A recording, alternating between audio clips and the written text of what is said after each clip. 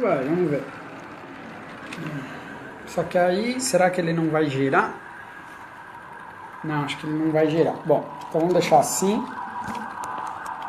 Deixa eu ver se eu consigo.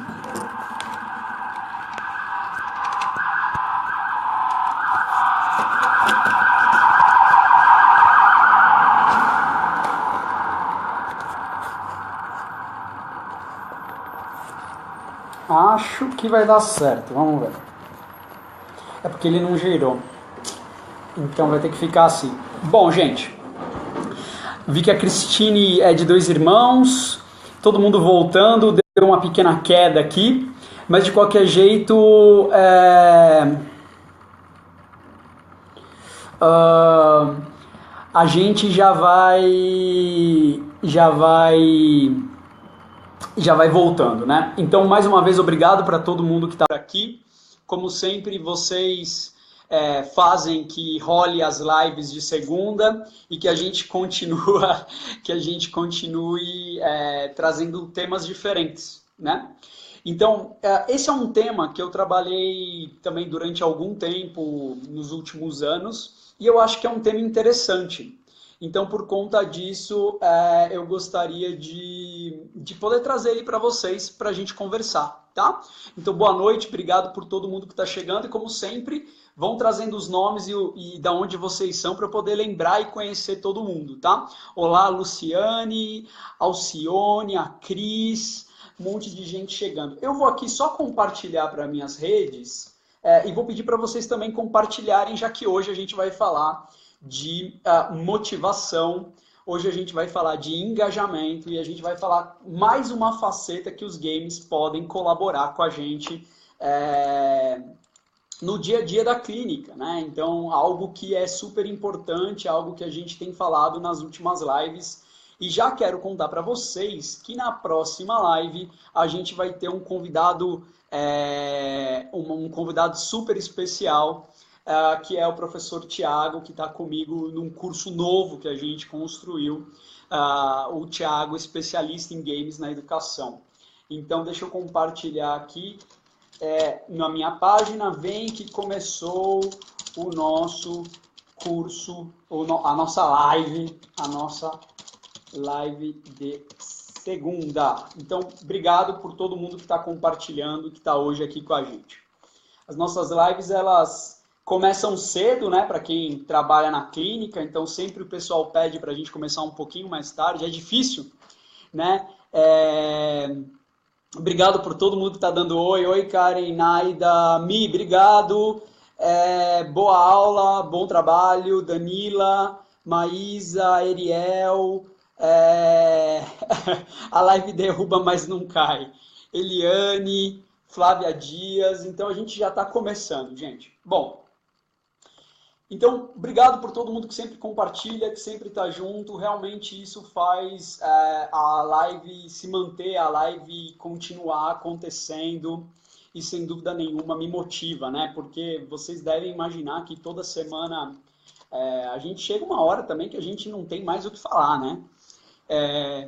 Mas é aí que é encantadora a neuropsicologia, a reabilitação neuropsicológica e a clínica psicológica. Porque quando a gente acha que não tem mais o que falar, é que a gente descobre que a psicologia é um mundo de assuntos relevantíssimos, né?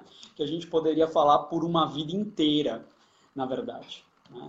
E aí que está o grande chance do negócio e a beleza que e o desafio que é, para mim, também as lives de segunda, porque a gente poderia ficar aqui falando de temas, enfim, infinitos. Claro que sempre tem pessoas que podem falar melhor que a gente de vários temas, então também me agrada muito o papel de convidar amigos e parceiros para vir aqui falar. Por isso que semana que vem já convido todo mundo para vir conhecer o Thiago Eugênio.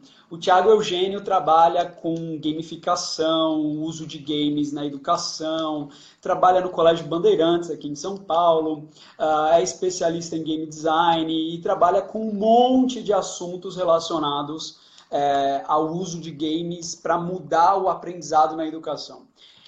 E eu acho que o que a gente encaixa bonito e eu conheço ele há algum tempo e a gente namora algumas ideias e agora finalmente a gente conseguiu tocar esse projeto do nosso workshop em parceria, é que a gente acredita muito mais no método de aprender a usar games, né, na vida, na escola, na clínica, do que em um jogo em especial. Né?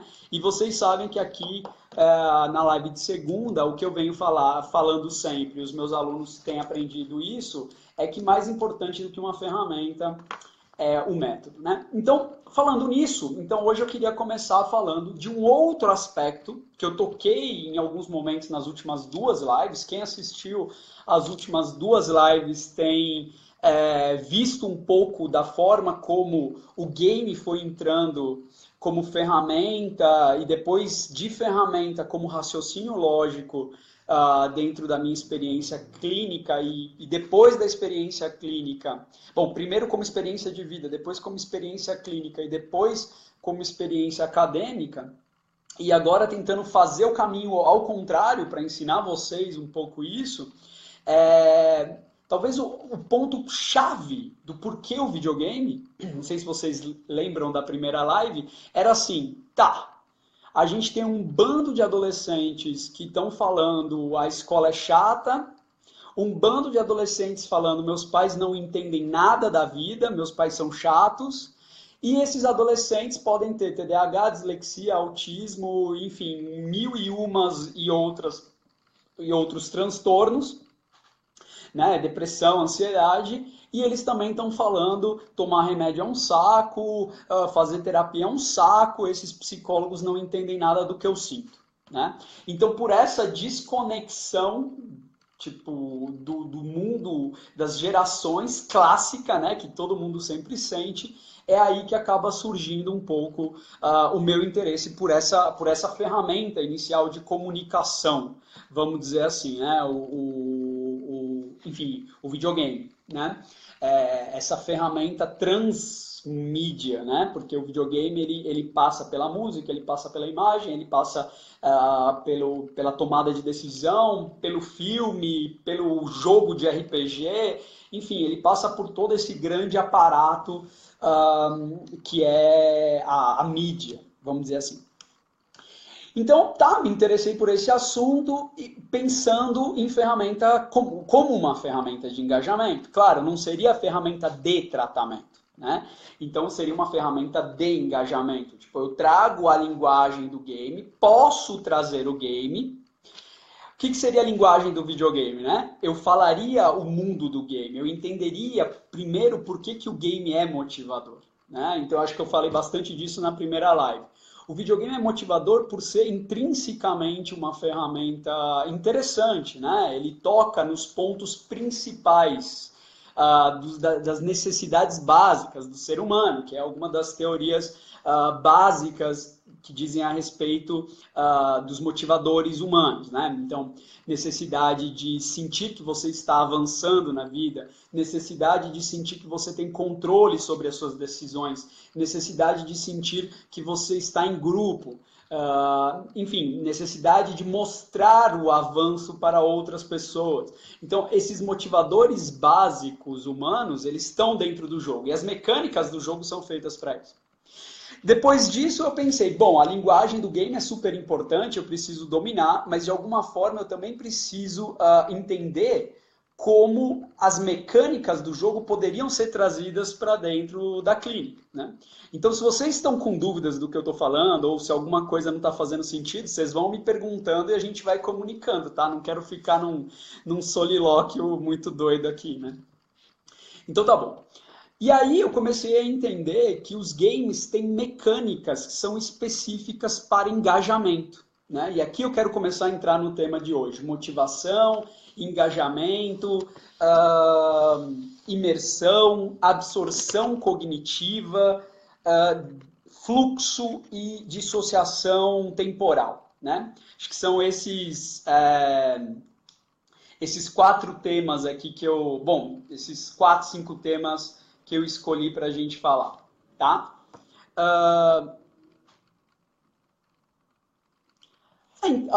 A Cláudia falou, nossa, agora que consegui entrar, Cláudia, sempre a gente está te esperando aqui, tá?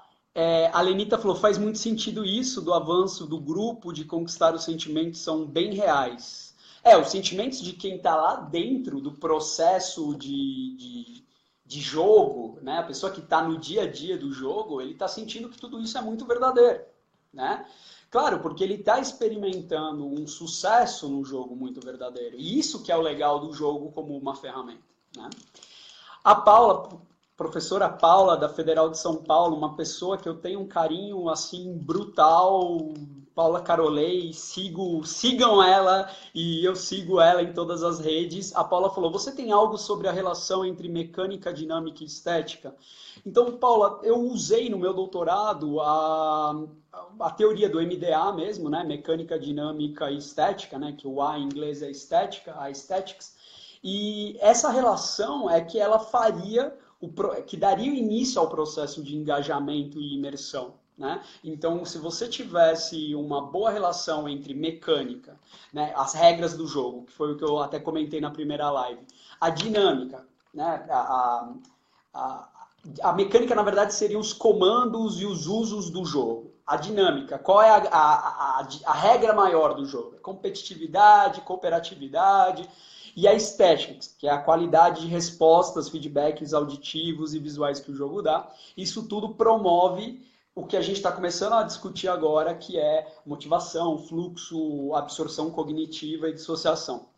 Então, todas esses pequenos detalhes podem transformar um jogo numa ferramenta de fluxo contínuo, que ele vai te manter num fluxo de presença dentro do jogo e quase ausência da vida real, ou ele pode ser um jogo que te quebra o tempo inteiro e você acaba se perdendo.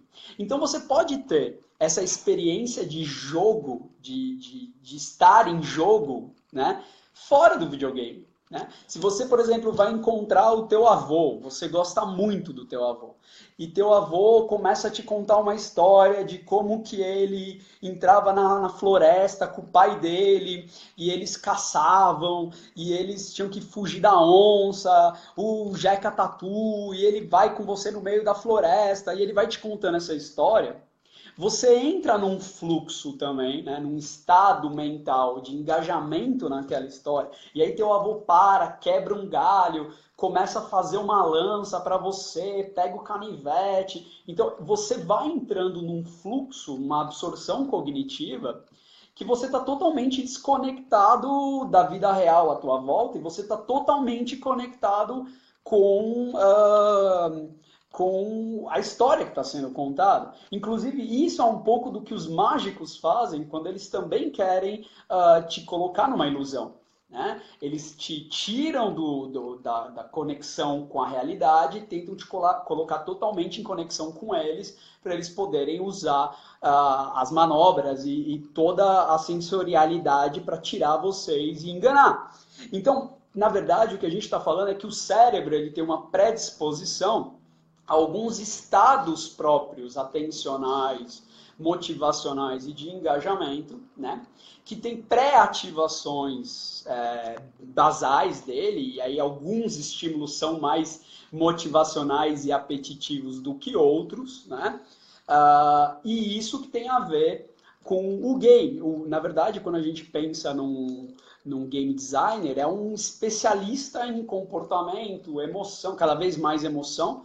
Né? No passado era muito um especialista em comportamento, mas hoje em dia é um grande especialista em emoção, em gerar emoções. É como os filmes, né?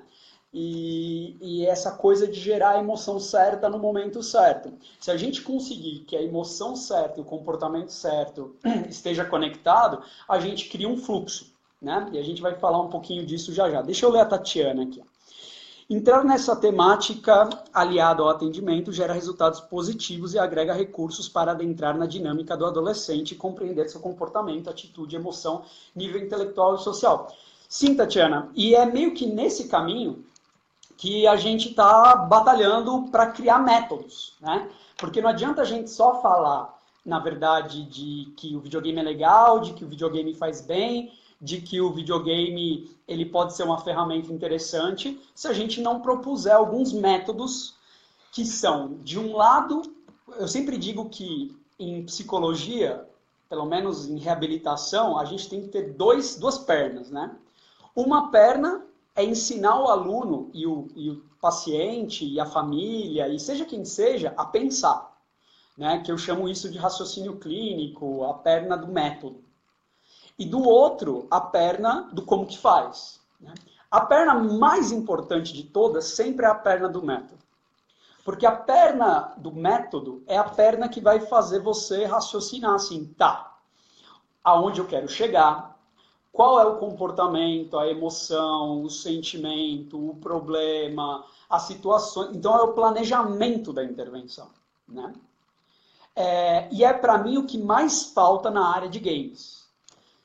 Na maioria das pessoas que trabalham com games que eu supervisiono, que eu dou cursos, que eu dou treinamento, elas têm muito forte a perna da ferramenta, né? Então, putz, comprei um biofeedback, comprei um neurofeedback, comprei um Xbox 360, comprei o negócio do iPad maravilhoso, comprei... Tá, mas aí você sabe planejar tudo isso para chegar aí, né? Então, isso para mim é um pouco do que falta e por isso que eu quero trazer os conceitos importantes. Então, pensar em engajamento e motivação pode ser algo importante na tua clínica quando você pensa em trazer algum game em alguma ferramenta. Deixa eu ver quem mais. Gente, enquanto isso, eu vou agradecendo todo mundo. Peço, por favor, que vocês compartilhem, marquem os amigos. Isso faz toda a diferença, de verdade. A gente está voltando à periodicidade das lives, então a gente já está um killing streak, como diz no videogame, né? A gente já está 3 semanas sem falhar nenhuma live, e aí a gente está, claro, tomando umas punições do Facebook, né? Nossa live estava batendo 100, 200 pessoas, e agora a gente está batendo 29, 30. Então é uma forma do Facebook também punir a gente, porque a gente perde periodicidade, a gente passou mais ou menos... Acho que foram 2 semanas sem, depois uma semana teve, depois mais uma semana não teve. Então eu estou tomando agora umas porradas na cabeça. Se vocês puderem, por favor, compartilhar, marcar os amigos, chamar a turma para vir ver, isso é muito legal. A Adriana falou, isso é RPG, exatamente. A Naida falou, renova a motivação. Minha tia, oi tia de Serra Negra, um beijo. Diego, todos os sentimentos que podem ser provocados ao se jogar podem ser usados como ponto de partida para o fazer clínico. Acho interessantíssimo o uso dos games. Imagino falar sobre frustração, perseverança, comportamento a partir do que está intrínseco no game. Claro, veja, Diego, a minha proposta ela é um pouco menos aberta, né? Eu acho que o comentário que você fez é um comentário muito legal, mas a minha proposta é um pouco mais fechada. Tá? Ela é uma proposta um pouco mais, vamos dizer assim, metodológica, vamos dizer assim. Eu vejo o problema do meu paciente primeiro, e eu penso que tipo de game, ou que tipo de gamificação, ou que tipo de estímulo via game, ou construir situações de game na vida, podem ser utilizadas na clínica para ajudar nessa situação problema, tá? Então deixa eu cair um pouquinho aqui em algumas palavrinhas, né? Quando a gente fala em engajamento, voltando para o eixo do papo de hoje, né? Eu tinha falado que engajamento é um problemaço, né? Engajamento é a arte de você fazer uma pessoa começar a entrar num processo que ela não está muito afim de entrar. Os clínicos, os psicólogos, vou só falar da minha área, né, da psicologia, nós somos os especialistas. Claro, o fono também, físio também, TO também, enfim, todos. Mas eu sinto que nós, psicólogos, temos que ser especialistas nisso. A gente pega um paciente que fala, não tenho problema, não vou na clínica. A gente pega um paciente que fala, não estou afim, né, de psicologia, ou um paciente que vai ficar quieto, ou um menino que fala, não tenho TDAH, não vou, né? E aí ele, enfim, fala... ele fala um monte de coisas que você tem que pensar dentro de ti,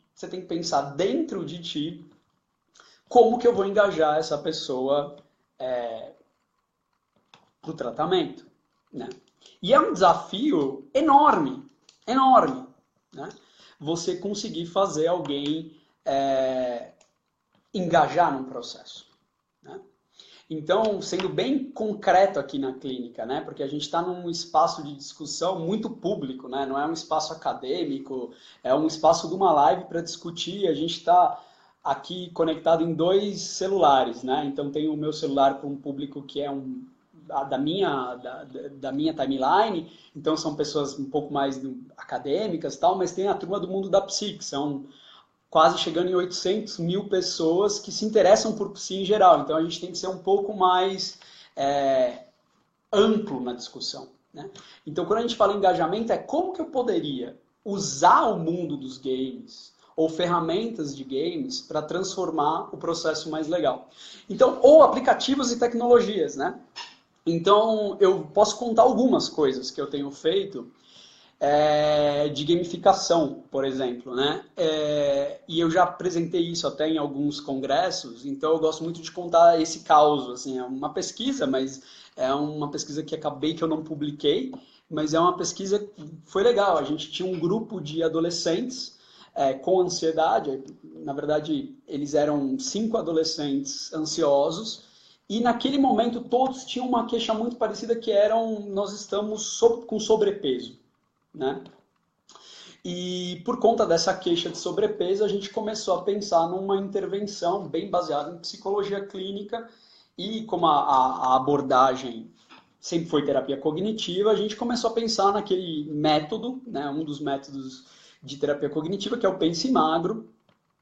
Só que a gente começou a ler o Pense Magro, né, e estudar e aprofundar, e o Pense Magro é extremamente complexo, profundo, exigente, enfim. E a gente falou, putz, para os adolescentes, tinha uns de 10, pré-adolescentes, tinha uns de 12, tinha uns de 14, 13. A gente falou, isso daqui vai ser muito pesado, né? Então eu não vou dar conta de conseguir ir a fundo com isso daqui. Então a gente pensou como que a gente poderia transformar isso num trabalho em grupo, né, numa intervenção em grupo, usando elementos de games, porque todos jogavam, todos curtiam games, e aí foi um pouco do que a gente acabou pensando. Então o primeiro passo que a gente fez foi a gente descobriu um site na época, isso já tem talvez 6 anos, um site que é esses sites de gamificar comportamentos. Então você escreve, por exemplo, eu quero andar 15 minutos por dia, né? E quando você termina e cumpre essa meta, um site de meta, você põe lá, andei 15 minutos, e você aperta e você ganha uma estrelinha, vamos dizer assim, tá? Aí você põe lá, não vou tomar refrigerante. Se você não tomar refrigerante hoje, você vai lá, aperta e ganha uma estrelinha. Se a gente olhar por trás, isso tem um pouco daquela técnica que eu até já comentei aqui, que é a economia de fichas. Então você vai ganhando pontos e depois você poderia trocar esses pontos por alguma coisa. E o que eu fiz na clínica foi transformar esse site num site totalmente voltado a RPG, né? Então eles amavam RPG, essa turminha, essa coisa meio medieval, Game of Thrones. Não tinha Game of Thrones, era mais Senhor dos Anéis na época. Então eu fiz uma pré-sessão com eles, de grupo, para eles se conhecerem. Depois eu fiz uma pré-sessão estabelecendo metas individuais com eles, então tem toda uma metodologia também por trás, como estabelecer metas individuais. Depois, na terceira, a gente criou os personagens, os nomes, e aí eu propus alguns desafios, né? Então tinha lá levar a quimera para passear, era dar uma volta com a cachorra, não sei o que, era destruir o carregamento de veneno dos goblins, e era alguma coisa tipo não comer maionese, né? E esse site online permitia que eles se cadastrassem e clicassem o que eles conseguiam fazer naquele dia. E a gente revisava isso semanalmente, né? E eu tinha, se não me engano, eram 4 grandes métricas. Era IMC, né? Peso, IMC... Não, acho que era peso...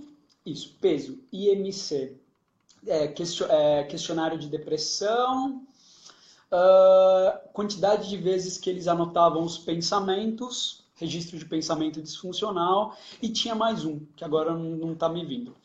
Então, isso é uma forma, veja, não de levar um game, porque os games, quando eu fui fazer a pesquisa sobre os games de emagrecimento, vamos dizer assim, inclusive fui até convidado para dar uma aula no Congresso de Nutrição, que aconteceu em Ouro Preto em 2015. Os games de emagrecimento, de nutrição, eles são primeiro que a gente tem muito pouco em português, são jogos assim fracos, são mais livros digitais, né? Então são livros, sabe, tipo aqueles jogos que parecem livro, que você clica, vem um puta texto, ou vem alguém narrando, não sei o que e tal. E segundo, que são jogos mais psicoeducativos, tipo assim, olha, o que é um prato bem feito, que é legal, e eu acho que faz parte do tratamento, mas não era especificamente para reestruturação comportamental, que era o que a gente queria. Então, isso é levar a ideia do game para engajar em hábitos extremamente chatos, né, que eles não queriam fazer, como o hábito de caminhar, controlar a alimentação. E a gente tinha um reforço de grupo, 2 horas, para discutir por que isso era importante, para pegar os efeitos negativos, enfim. Então foi super legal, super gostoso ter feito essa experiência durante algum tempo. Deixa eu ler aqui as mensagens que passaram. Diego mandou mais uma. Diego.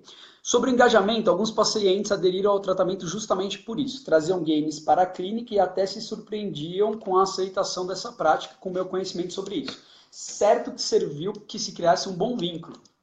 É isso, né? Então, o Diego saber a linguagem dos games e não falar, tipo, eu não gosto. Ou, tipo, game não é legal, a gente tá aqui para fazer outra coisa. Já permitiu uma conexão, né? Entre os pacientes dele e ele. Então, olha que legal o que o Diego está trazendo para a gente. Né? Então, claro que a gente não... E a gente tem que tomar cuidado, porque alguns pacientes nesse processo só querem falar de games na clínica. Então, a gente tem que tomar um pouco de cuidado. Mas sabendo manejar isso é muito interessante. O Eric falou, boa noite, Thiago, pode dar um exemplo de games? Então esse é um exemplo de gamificação. Um exemplo de games, eu acho que eu inclusive dei na semana passada, mas foi usar um game que se chama... como que era o nome? Ainda bem que eu... Aqui. Lembrei. Você vê como a gente escreve, a gente começa a lembrar. Chama This War of Mine, Essa Guerra Minha, alguma coisa assim. É um game super premiado, um game super aclamado nos últimos anos. E é um game que se passa tipo, como se fosse uma guerra no leste europeu, uma guerra na cidade. E de manhã você tem que cuidar da sua casa, se proteger, criar uma cozinha, construir, arranjar comida, cozinhar, não sei o que, dormir e tal. E de noite você sai para fazer operações de busca de comida, de busca de materiais e tal. Só que as pessoas que estão na guerra, você no caso, você comanda acho que até 5 ou 6 pessoas, cada uma dessas pessoas são pessoas normais, não são soldados. Tem até um soldado, mas assim, jornalista, psicólogo, escritor, um idoso, tipo aposentado, uma criança.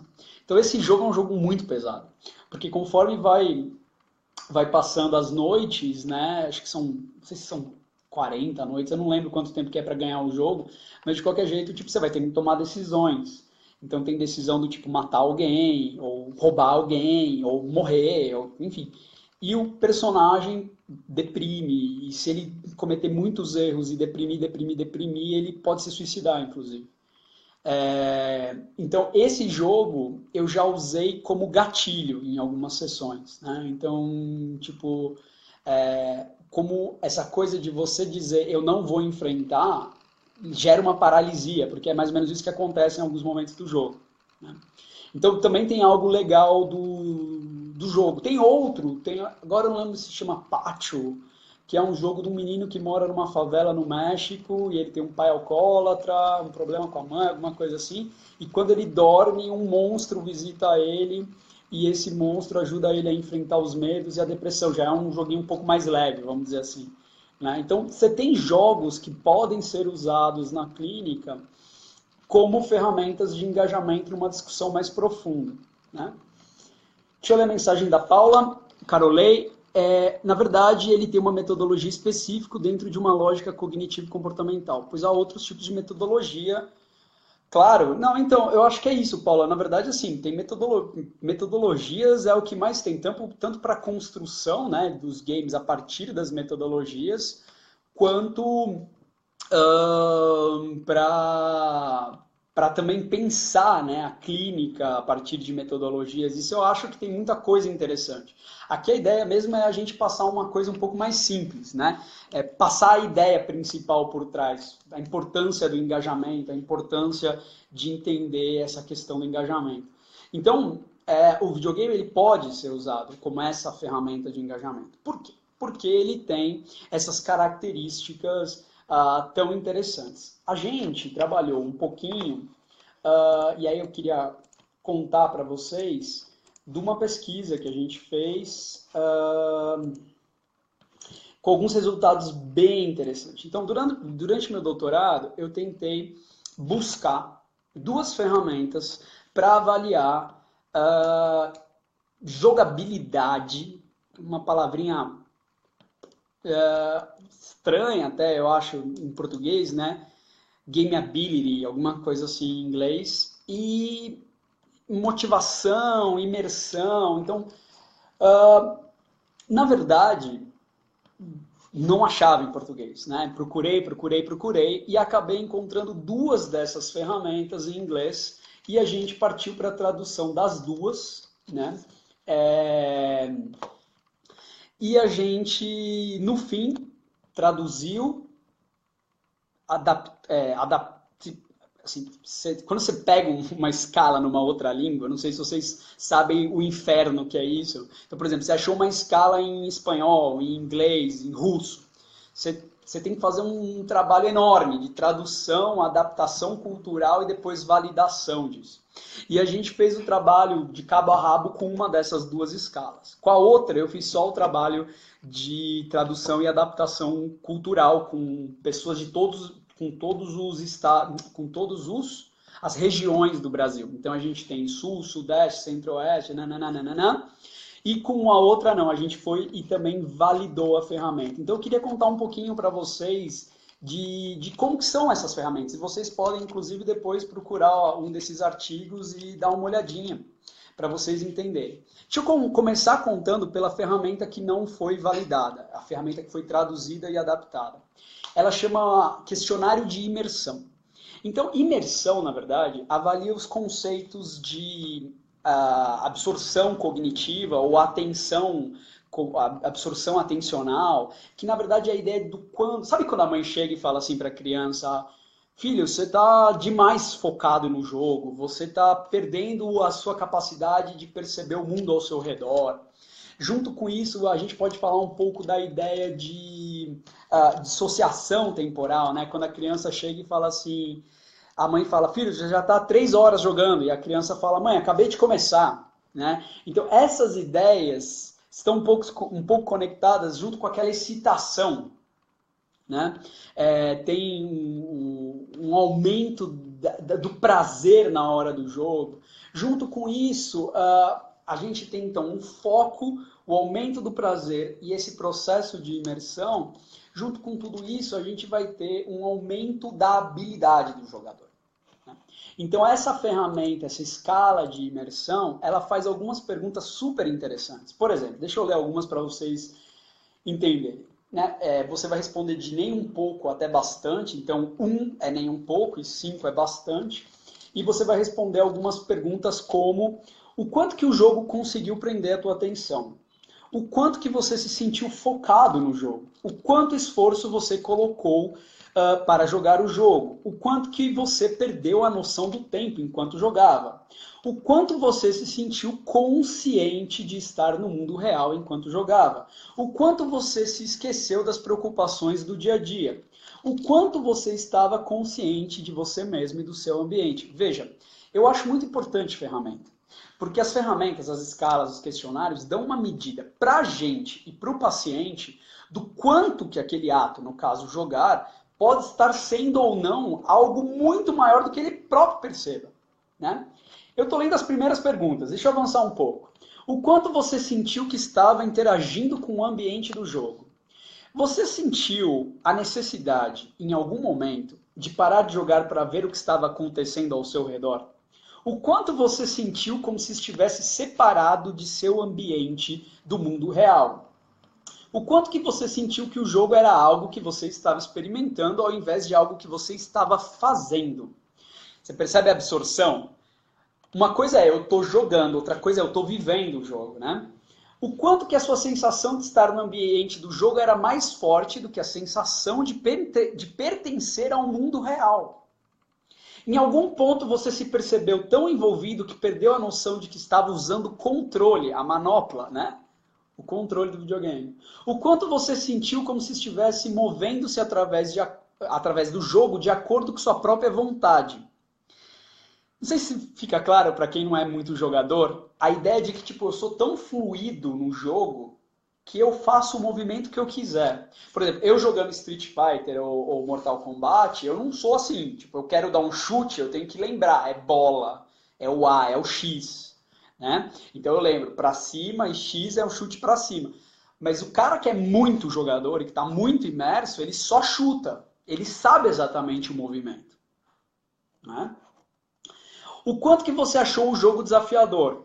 E isso é uma pergunta muito importante, porque tem a ver com a teoria do fluxo. Eu queria ter impresso a imagem, mas eu não tenho ela impressa aqui. Mas eu gosto muito da teoria do fluxo, do Mihaly Csikszentmihalyi, que ele fala que, na verdade, a gente tem sempre, quando a gente fala de imersão, de fluxo, claro que são teorias diferentes, mas eu estou tentando facilitar porque a gente tem... Imagina, eu estou introduzindo o tema motivação, imersão e fluxo aqui. São temas bem diferentes. Então, quem quer aprofundar nisso tem que estudar motivação, tem que estudar games, tem que estudar gamificação. Isso daqui é só uma live para a gente começar a tocar. Espero que a gente possa destrinchar tudo isso. E no nosso curso a gente vai destrinchar tudo isso. Mas aqui, para a gente começar a discutir esse assunto, né? Porque, putz, é muita coisa para a gente discutir. Se a gente traçasse um X e um Y aqui, né? A gente teria aqui em cima desafio e a gente teria aqui embaixo habilidade, né? Então, quanto mais desafio tem um jogo ou uma situação da vida e mais habilidade eu tenho, né? Mais eu me mantenho num ambiente de fluxo, ou seja, mais eu me mantenho constante. É desafiante, né? É pouco desafio e eu tenho pouca habilidade, está sendo desafiante para mim. É mais desafiante e eu tenho mais habilidade, é desafiante para mim. Né? É mais difícil e eu tenho mais habilidade, eu dou conta de lutar. É muito difícil e eu tenho muita habilidade, eu dou conta de fazer. É excitante para mim, né? Me mantém num fluxo. Agora, é muito difícil e eu tenho pouca habilidade.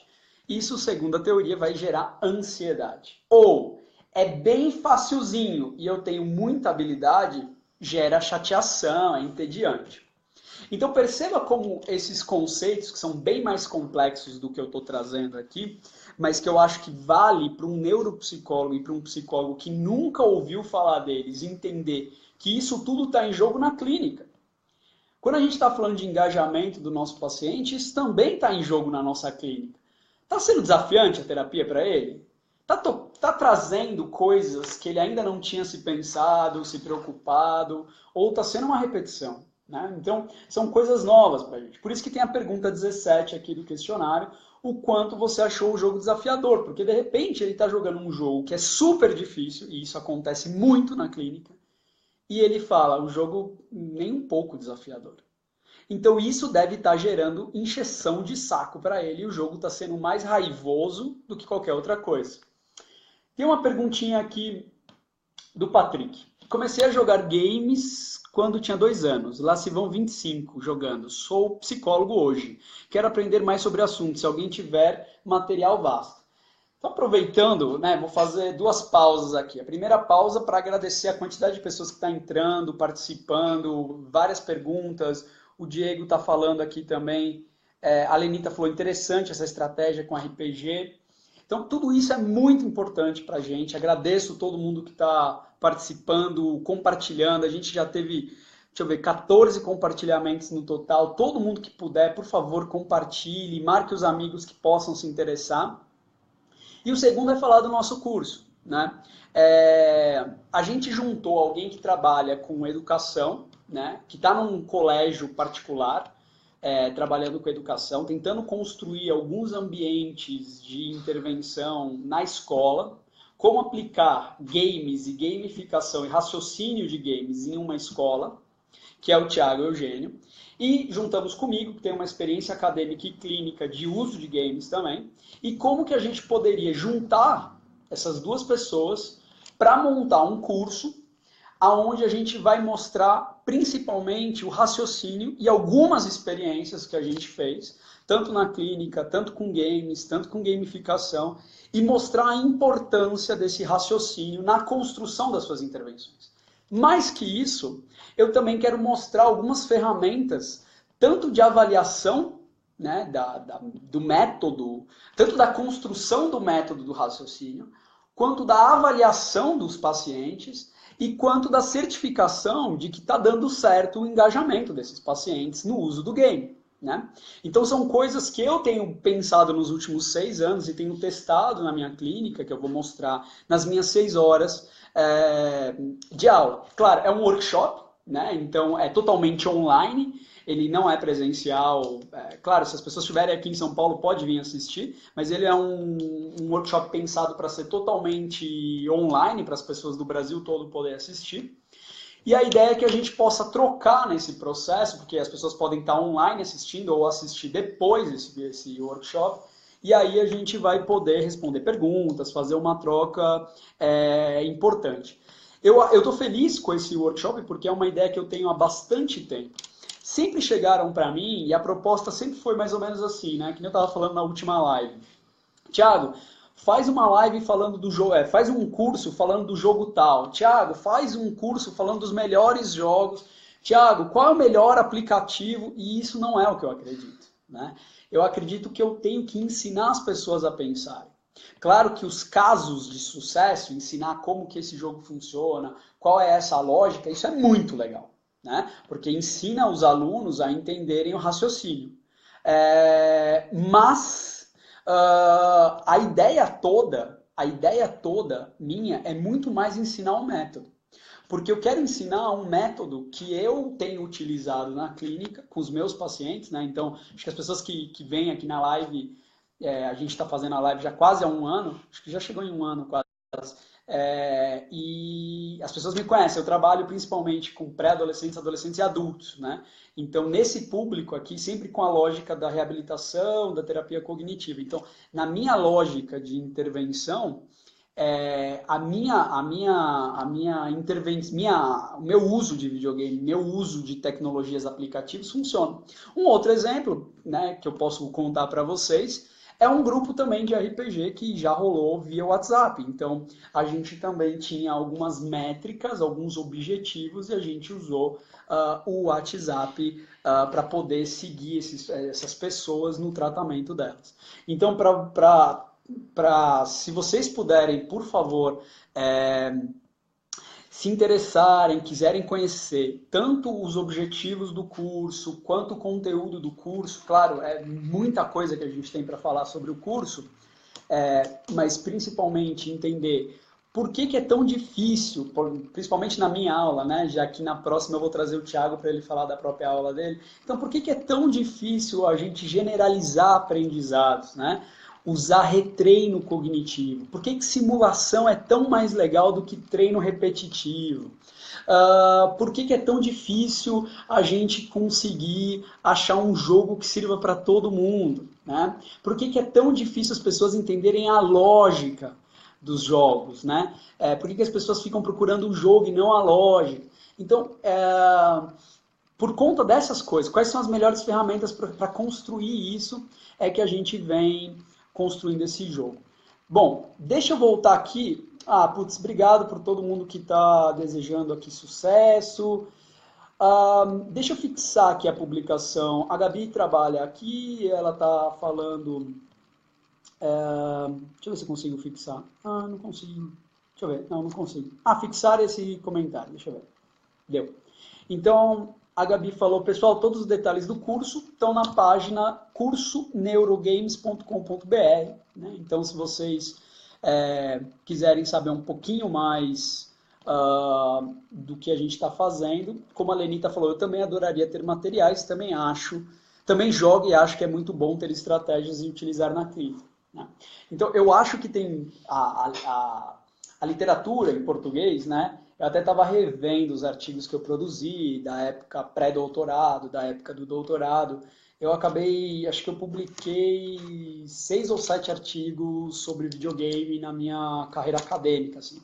E foram 2 em português, um como primeiro autor e um como coautor, e todos os outros foram, acho que foi um em espanhol como coautor, e os outros foram em inglês, né? Acho que foram 4 em inglês ou 5.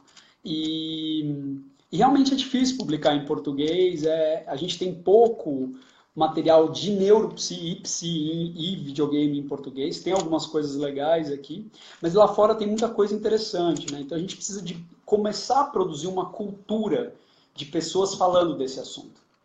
O que eu mais senti falta é isso, é encontrar pessoas para a gente bater um papo, né? De gente que pense parecido, de que game não é mal, de game não é ruim. Então, por exemplo, quando eu conheci a Paula, eu me encantei, né? A professora Ivelise da PUC, putz, me encantei. São pessoas que a gente vai querendo estar junto o tempo inteiro, porque o que a gente mais precisa são parceiros, né?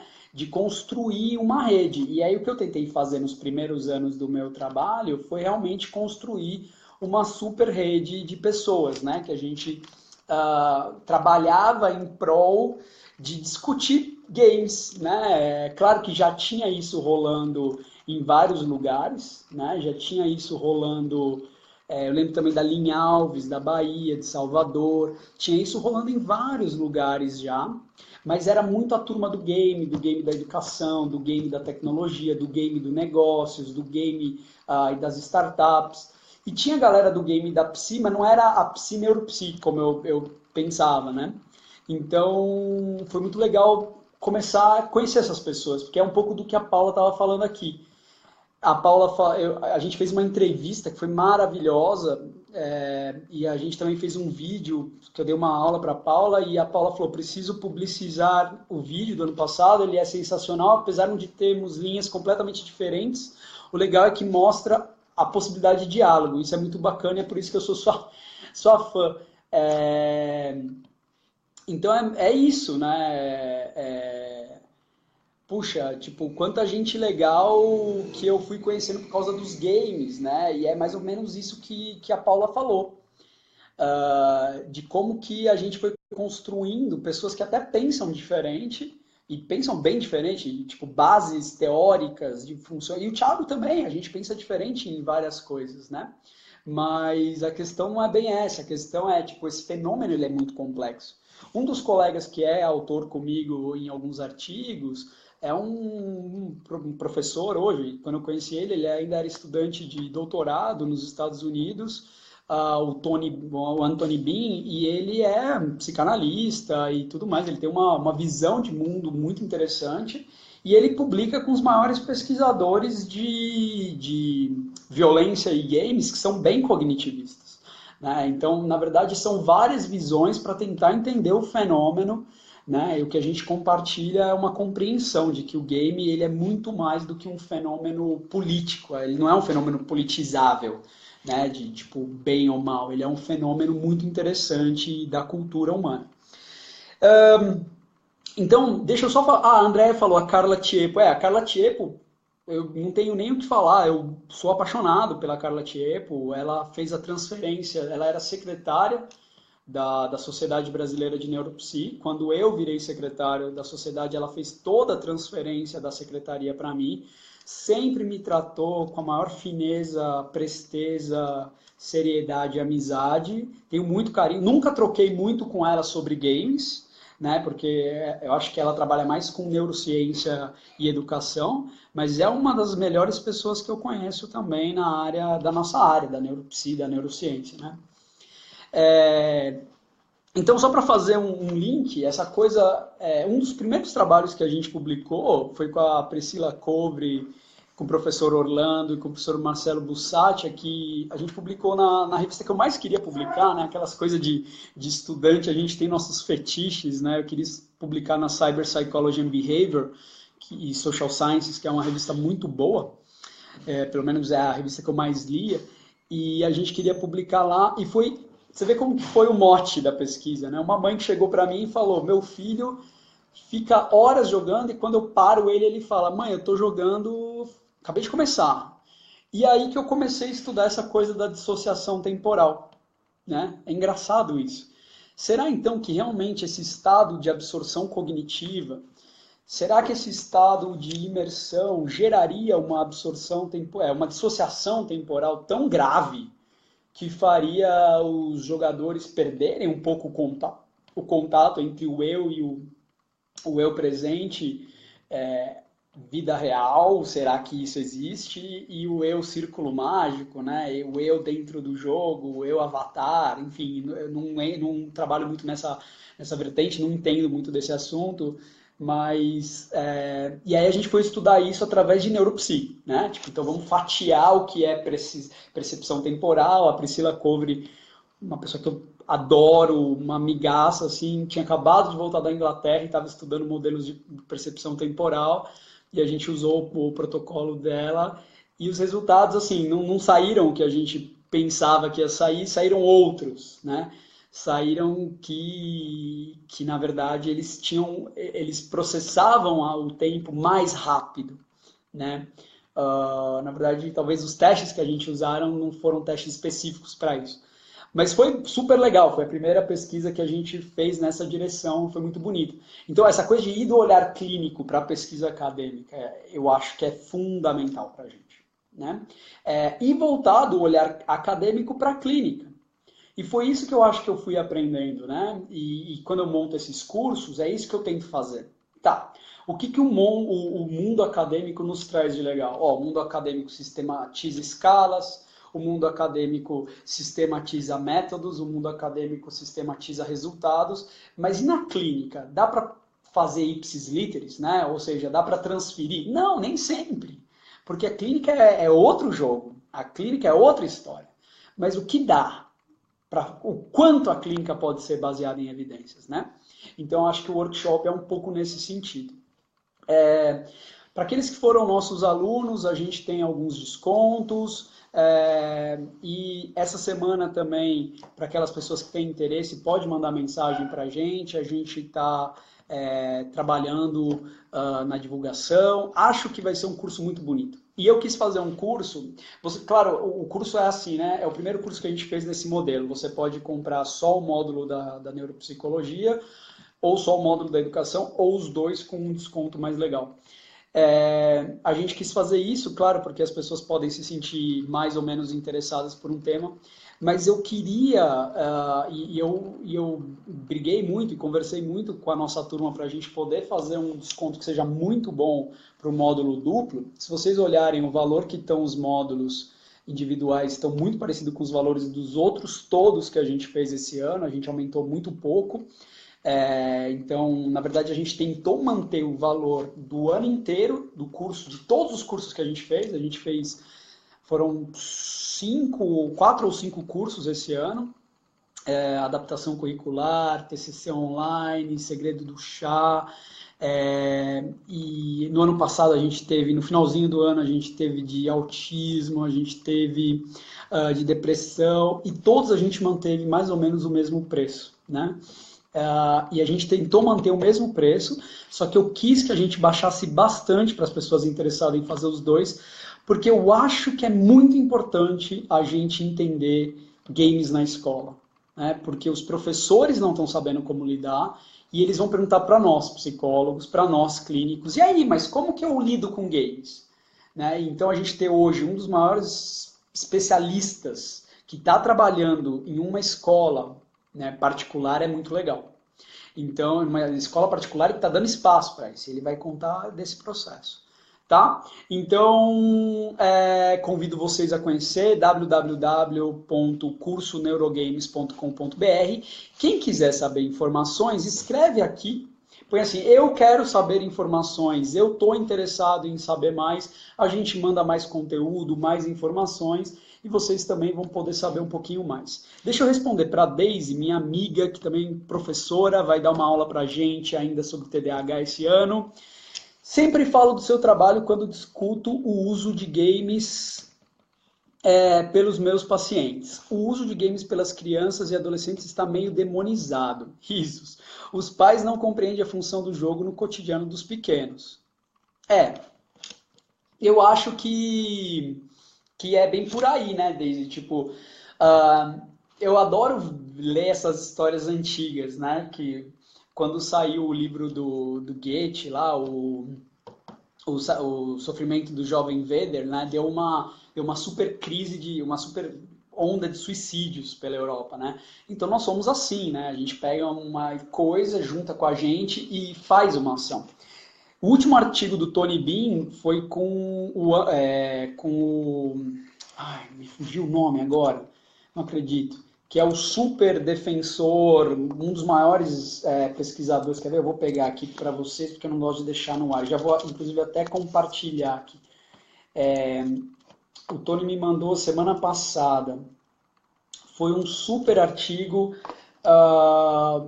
com esse que é um dos maiores autores o Ferguson. O Ferguson é o Christopher Ferguson, é um dos maiores defensores de que games e violência e games e vício não tem uma correlação ainda fechada, né?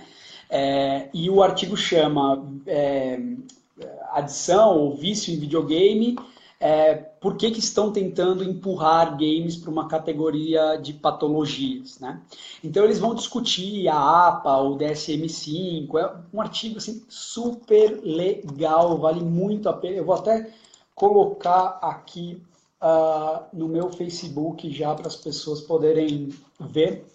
De qualquer jeito, acho que a gente tem que tentar ficar de olho para entender como o videogame é um fenômeno que pode se conectar com outros fenômenos, né? Fobia social, depressão, ansiedade, pode se conectar com brigas, com outros problemas, e claro, ele vai se conectando e aí ele vira uma válvula de escape super boa, né? Já vou conectar aqui o artigo, já vou pôr os detalhes, e aí quem puder dar uma lida, vale muito a pena. O Ferguson é um monstro e o Tony está indo para esse mesmo lado, publicando muito bem, fazendo pesquisas super legais. A gente tem um artigo sobre a análise da personalidade em jogadores daquele jogo World of Warcraft. Então, quem são os que mais jogam? A gente analisou o neuroticismo, vários perfis de personalidade nesses jogadores que jogam mais tempo, menos tempo. Então é super interessante. De qualquer jeito, para retomar e fazer um fechamento para a gente concluir por hoje, né? Então a ideia era falar de motivação e engajamento. Motivação é algo básico do ser humano, né? São elementos básicos, são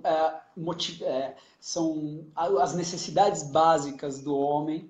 E entre essas necessidades básicas, a gente tem aquelas necessidades que nos fazem engajar em comportamentos, em atividades, no dia a dia. O que acontece é que existem formas, né, e aí que a gente estava discutindo um pouco com a Paula poderia falar, a gente tem que convidar a Paula para vir aqui falar para a gente, mas a Paula poderia falar disso 10.000 horas para a gente. Existem formas e formas da gente pensar como que essa motivação está na base do videogame, da estrutura do game e da gamificação, e como que isso gera engajamento. Se a gente compreender um pouco melhor como avaliar isso, e eu trouxe o exemplo de um questionário, ainda quero falar do outro questionário, depois eu preciso publicar e chamar vocês para ler o meu outro questionário que a gente validou e traduziu. Tem muito mais coisa para falar. Putz, tem um resultado tão bonito para mostrar do meu doutorado, que a gente mostra os jogadores desengajando e engajando no jogo, dependendo da motivação. Depois eu vou imprimir o gráfico e mostrar aqui para vocês. Mas enfim, isso é um tema que eu vou tudo mostrar no curso. Tem muita coisa legal que esse curso vai abranger nessas 6 horas, porque a ideia é, de um lado, dar a teoria para vocês, né? Isso durante 1 hora e pouquinho, depois passar as ferramentas do raciocínio clínico para a reabilitação, e aí começar a mostrar os casos de sucesso, as aplicações, para vocês poderem pegar e já começar a aplicar e ter as ideias para a clínica de vocês. De qualquer jeito, esse estado de absorção, fluxo, dissociação temporal e imersão, ele é um estado muito positivo, que a gente às vezes consegue chegar nele no trabalho, né? Às vezes num relacionamento afetivo, num esporte, e os jovens estão conseguindo chegar muito rápido através do game. Então é um papel nosso entender como trazer isso para a clínica, isso para o trabalho, isso para a escola, e não achar que o game é o demônio ou algo ruim, mas como usar isso para os processos básicos do nosso dia a dia. Tá bom? Então, para aqueles que estão interessados em conhecer mais sobre o workshop, www.cursoneurogames.com.br, ou escreve eu quero saber, o pessoal envia o contato.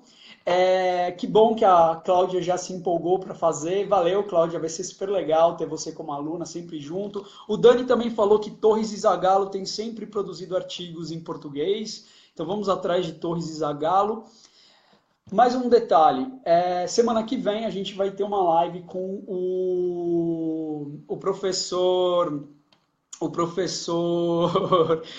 Tiago. A Paula, não vou apanhar? Sou junguiana, eu fujo da ideia de motivação, mas gosto de imersão. Mas sempre vale uma boa discussão. Pode convidar que será um prazer. Não, assim, eu vou então mediar, porque aí eu trago um amigo que só fala de motivação, trago você que só fala de imersão e Jung, que tal? E eu fico só no meio, Paula, a discutir, só... Porque, na verdade, eu nem sou um psicólogo que trabalha com motivação explicitamente, né? Eu tenho um amigo que é psicólogo do esporte, trabalha com isso a vida inteira.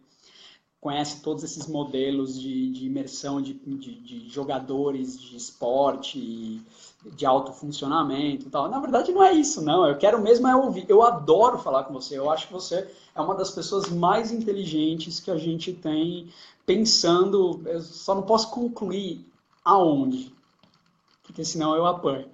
Mas você é uma das pessoas ali pela região Ipiranga, Santa Cruz, Vila Clementino, mais inteligentes que eu conheço. Então, me dá um prazer muito grande te ouvir. Vamos combinar, tá? Obrigado pelos desejos de sucesso. A gente, na verdade, o esforço que eu estou fazendo de montar cursos que eu gostaria de ter tido e recebido aulas, né? Durante a minha formação. Então, eu tento convidar pessoas que eu gostaria de ouvir, e pegar aquilo que eu acho que eu aprendi e que eu tenho usado e tem dado certo, também passar para frente. Você está na minha lista de de pessoas que eu gostaria de ouvir, coisas que eu queria aprender, já que eu não consegui ser teu aluno, tá bom? Um beijo, obrigado a todo mundo, a gente se vê segunda que vem. Valeu, gente, até mais.